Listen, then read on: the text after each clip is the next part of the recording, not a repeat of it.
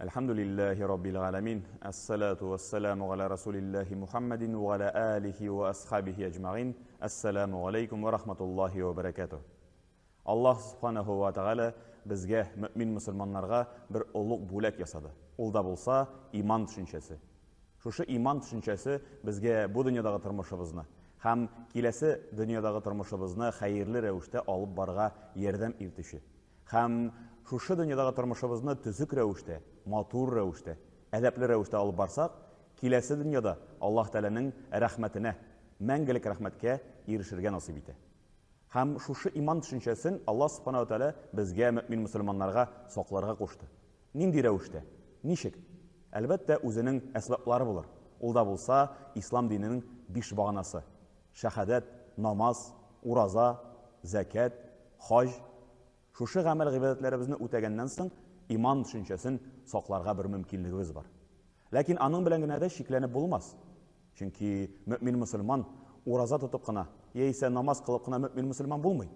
O'zining turmushini olib borganda, hayotini olib borganda, kun ko'rishinde hech shiksiz o'zining adablarini soqlarga tegish bo'lar. Alloh taolo qo'shgan shiklardan chiqmaycha turmushini olib borga tegish bo'lar.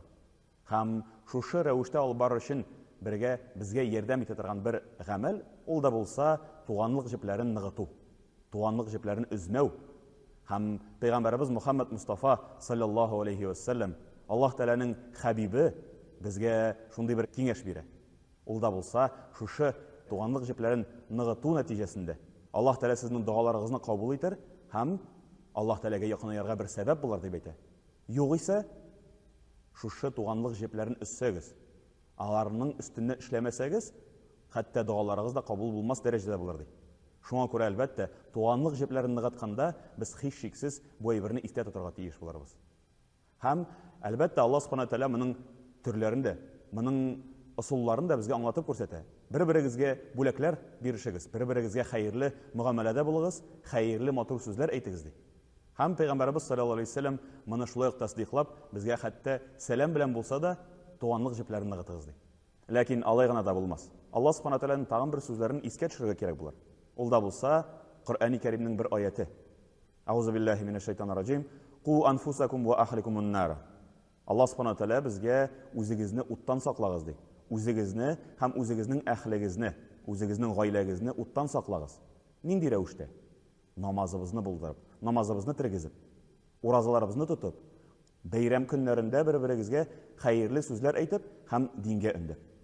Nindi ravishda motor ettirib, motor so'zlar bilan, hikmat bilan bu to'g'rida Alloh subhanahu taolo shulay Qur'oni Karimda bizga ko'rsatadi. Payg'ambarimiz sallallohu alayhi vasallamda shulay bizga aytadi: "Mu'min musulmon bo'lsang, xayrli so'zlash, motor so'zlash, yeysa ayta olmasang tik tur" deb aytadi.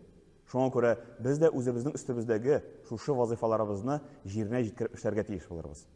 Motor so'z bilan, motor hikmatli so'zlar bilan Alloh taolaning yo'lina o'zimizning tuganlarimizni chaqirga tegish bo'larmiz. Alloh subhanahu va taolo shu ishlarda bizga yordamchi bo'lsin. Assalomu alaykum va rahmatullohi va barakatuh.